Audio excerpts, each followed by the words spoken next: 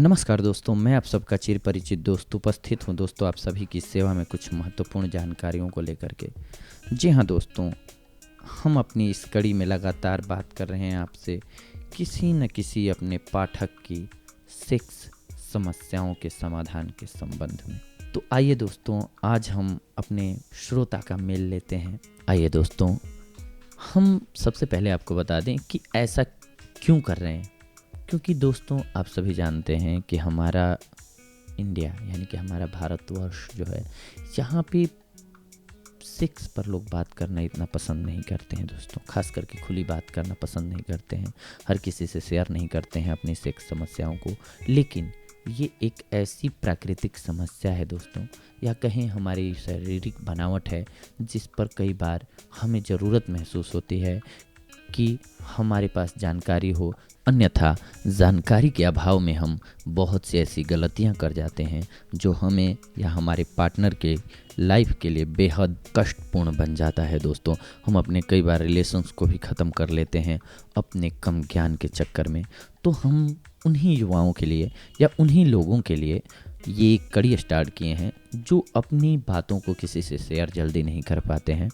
तो उनकी ही समस्याओं को दूर करने के लिए दोस्तों हमारा ये एक प्रयास है।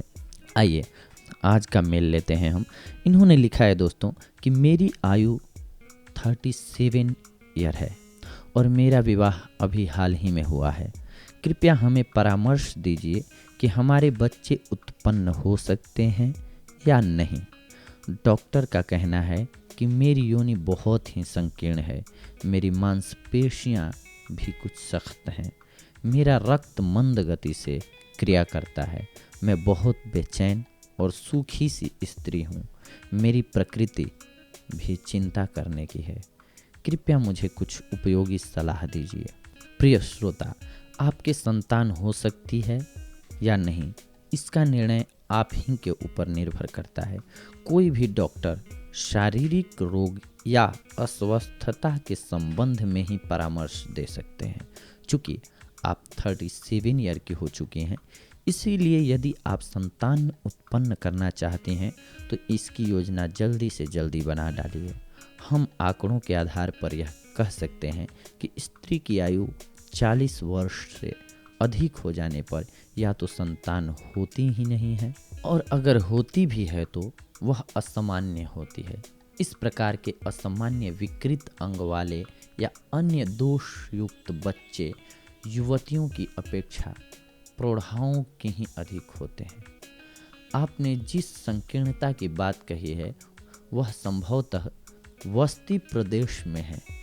इससे आज के वैज्ञानिक युग में कोई विशेष कठिनाई नहीं होती।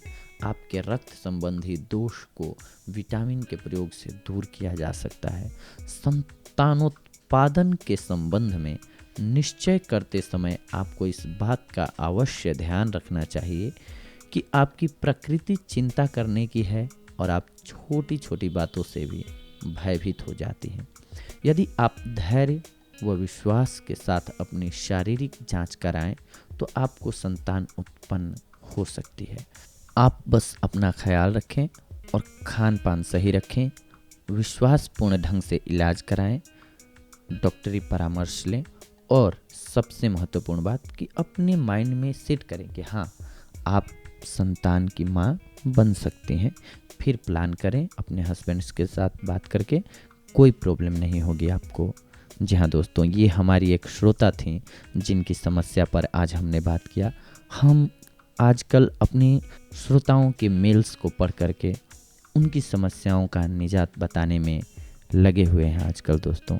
आप सभी की भी कोई अगर ऐसी समस्या है तो हमें मेल कर सकते हैं आप, या कमेंट बॉक्स में डाल सकते हैं। हम आपकी समस्या का समाधान करने की कोशिश करेंगे दोस्तों। अगली बार हम आप सभी से मिलेंगे कुछ और महत्वपूर्ण जानकारियों को लेकर के। तब तक के लिए धन्यवाद दोस्तों।